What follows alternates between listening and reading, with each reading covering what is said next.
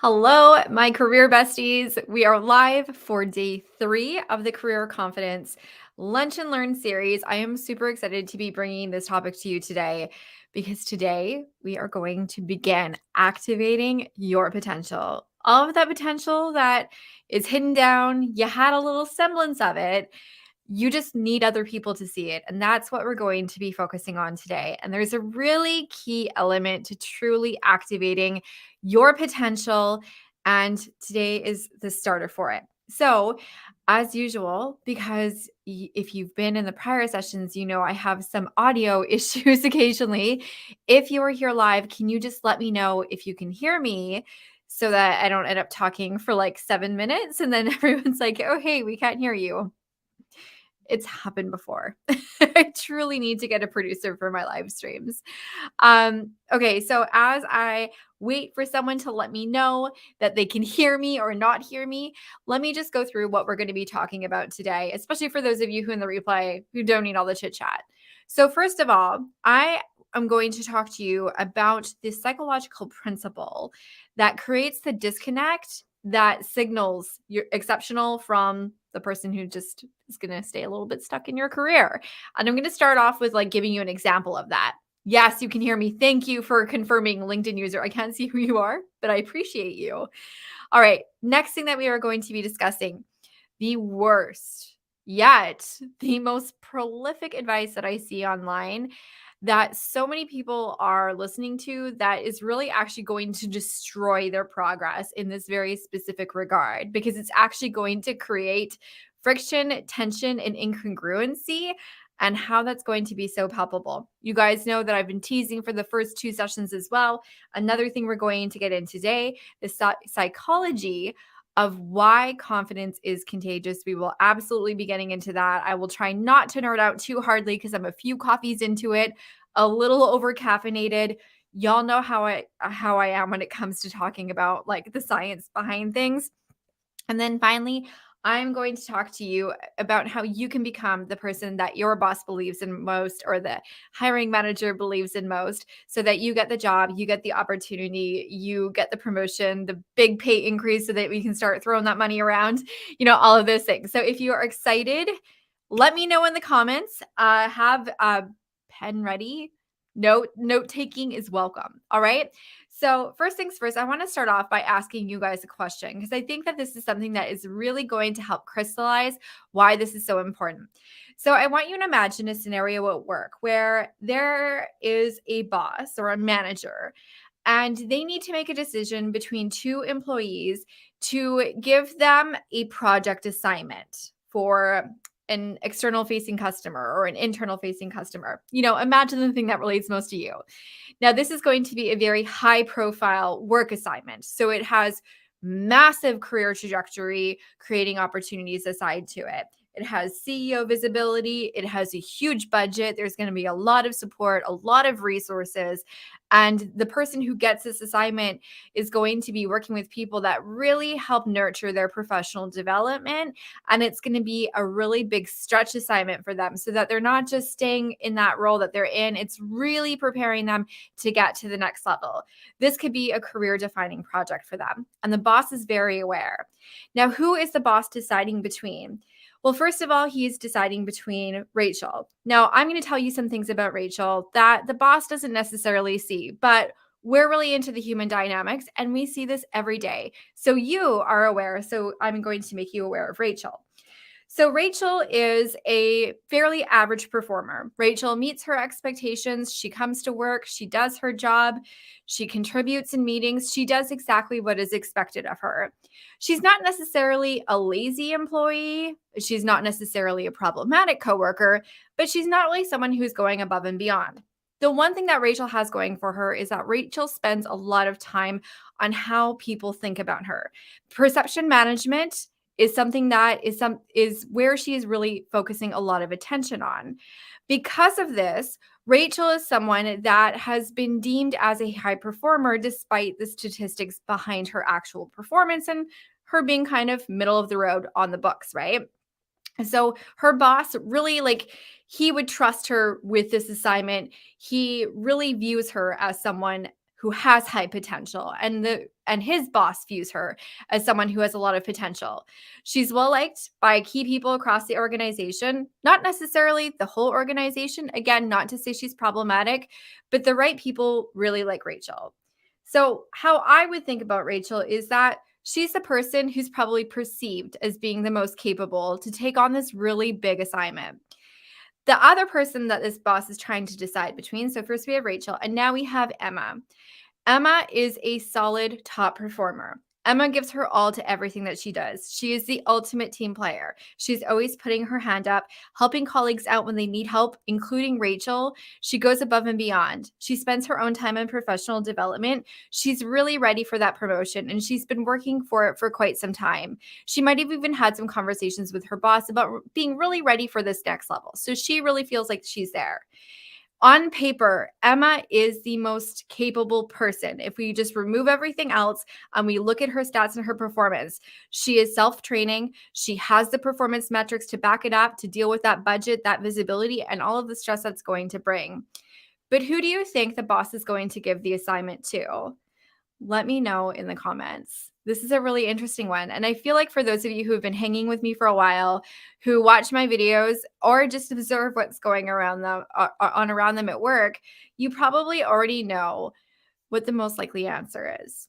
So, if we look at what typically happens and how assignments are made, the thing that is more important, I've said this before on my channel, is that perception matters more than performance.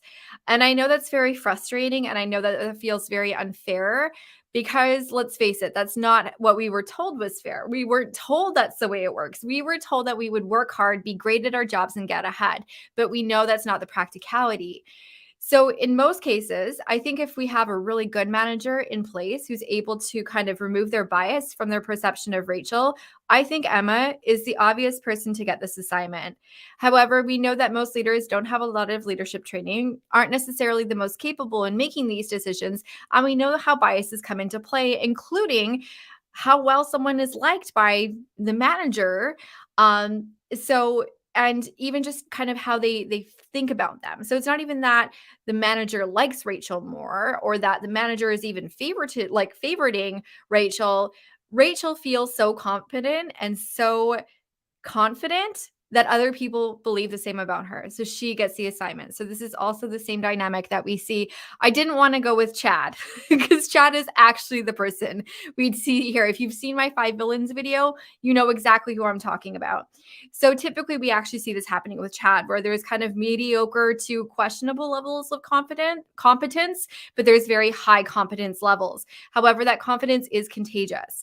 So let's talk about for a moment about how confidence is contagious because you guys know that I talk about this all of the time. Now, I am somewhat of a hippie. If you have been hanging with me for a while, you know your career bestie is into the whole vibes energetic thing. I know that's not everyone's thing. So I do believe that energy is something that we can feel. I think it's a subtle thing. I really believe in it. You do not have to because ultimately the confidence that Rachel has is going to create some differences between her and Emma that other people are picking up on, and that's why other people are going to have a higher belief and a higher trust in Rachel versus Emma, even though Emma should be the one getting it.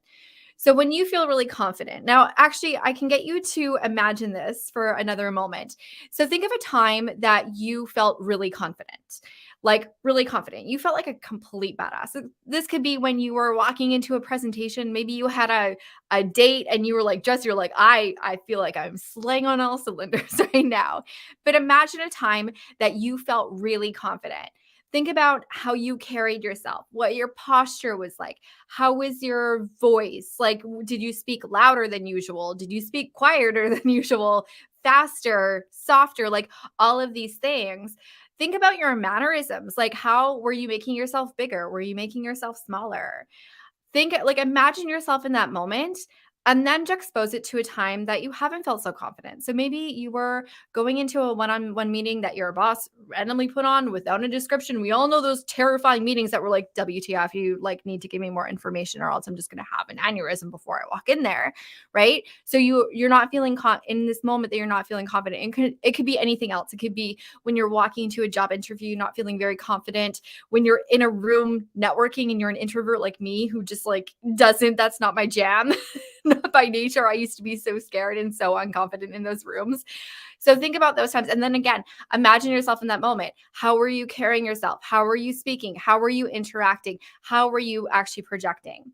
The thing is that even in those unconfident moments, if you were faking it to make it, you might have been doing some things in order to intentionally project intelligence, right?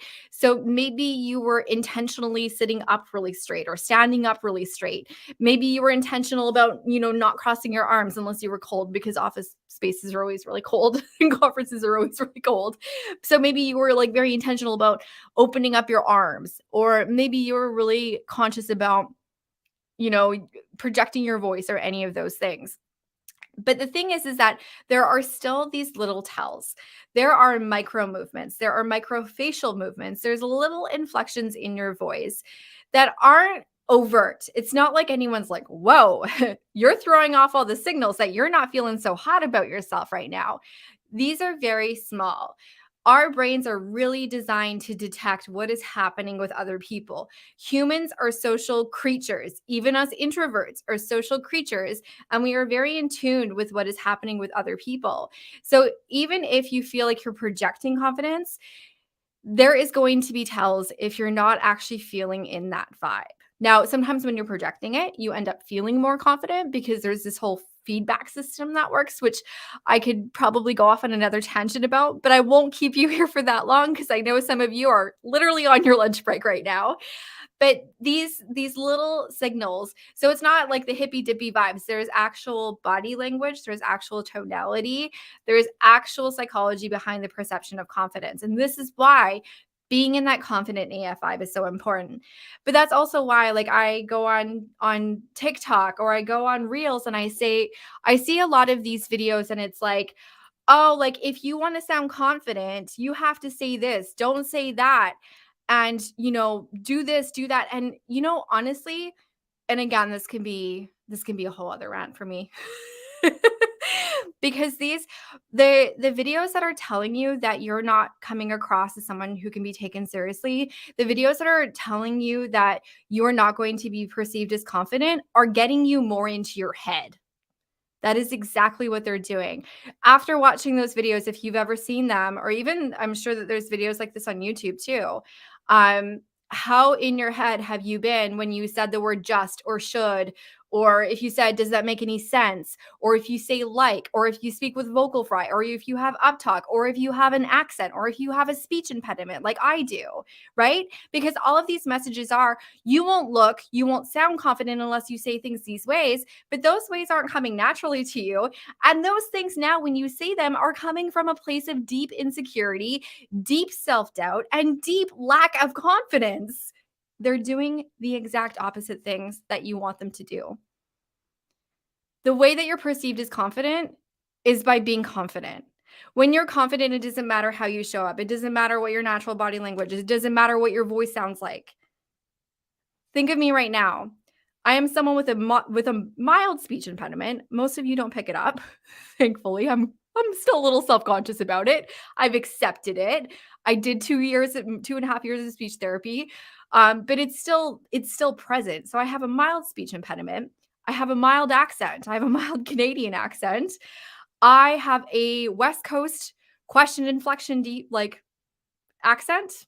So uptalk is something that I do. So then people accuse me of vocal fry. People criticize the way that I speak every single day. I exist on the internet sounding like I do. No matter what you think of how I present myself in my vocal tactics or in the words I say as someone who uses like and very informal language, has anyone on this live stream doubted my confidence for even a second, even a moment? There's no way you can. There's no way you can because my confidence level is so high, and it's not being cocky and it's not being arrogant. That's not what high confidence is. We talked about that yesterday too. Being confident is knowing yourself, believing yourself, having self-awareness about the things that you're great at, the things that you have to offer, the value that you're bringing, and yes, even being okay with the speech impediment and the fact that you don't speak perfectly. You're awesome as you are, and the more that you know that, and the more that you see that, and the more that you believe it in every fiber of your being, the more everyone is going to as well, because everything about you, what you say it, how you carry yourself, how you choose to present yourself into the world, the things that you put your hand up, the jobs that you apply to, the ideas that you share in meeting, the questions that you ask, the conversations that you're willing to have with your boss, with your coworkers, with your friends, with your family, all of it comes naturally to you when you have it. It's not a mask. It is not a mask. It is who you are. And what we're here for is for you to get that level of self-belief in yourself. So yesterday we talked about self-awareness, and this is really the first step to building this level of confident AF. That's the holy grail. That's what I'm calling it, okay? So that's really what I want for each of you, because I think that you deserve it. I think you're entitled to it. And I know that entitled is a very loaded term these days. I believe that you are entitled to feel great about yourself. You are entitled to love yourself. You are entitled to have a great career, a great life, and live joy every day. Most days. Some days are hard. That's okay if it's not every day, but you deserve to feel this way. I want you to feel how I feel. That's what I want for you. So that's why we're doing this.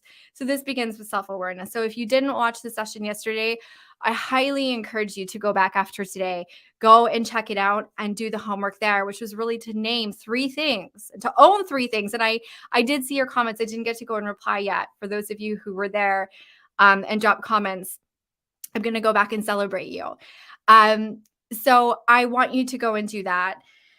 But self-belief isn't just awareness about the fact that you're awesome, because you could write list and list and list, and you can do that. It's going to work so much. Self-belief is going to require you to get into the barriers that hold you back from really truly believing. Because there's a big difference, and I believe I talked about this yesterday too. There's that difference between knowing and there's a difference between believing. And there's all of this stuff that we need to unpack along the way. And again, I can spend hours and hours and hours talking to you about that.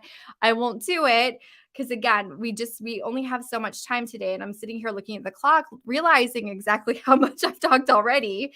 But I getting into self-belief is doing the work to get from the knowing into the believing, and to ground yourself in that, so that even when the external noise is telling you to doubt yourself, telling you it's not true, when someone's giving you that story, that objection, because they're typically projecting their own stuff onto you, that you know your truth and you feel good about yourself and you know exactly who you are, no matter the stuff around you. This is going to give you resilience. It's going to give you a career trajectory, and it is a success accelerator.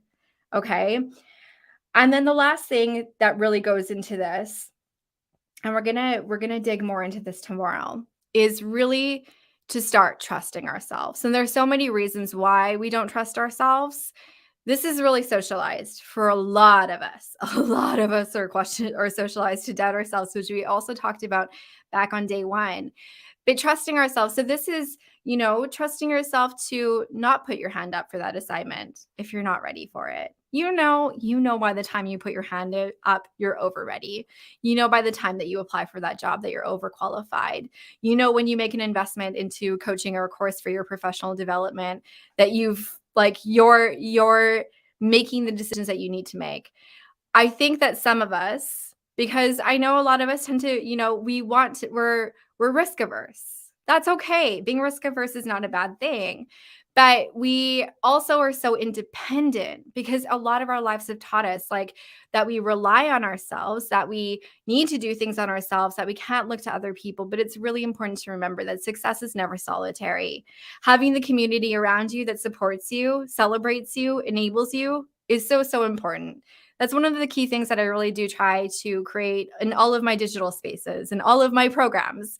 I want, like, the reason why I make reference to career bestie is that that's who I want to be for you. I want to be the person, and for you to have the person that you can turn to with the questions, that you can come to for the hard truths that you really need to hear in order for you to become the person that you need to be, that you were born to be, and that you want to be, and for you to believe in yourself as much as I believe in you.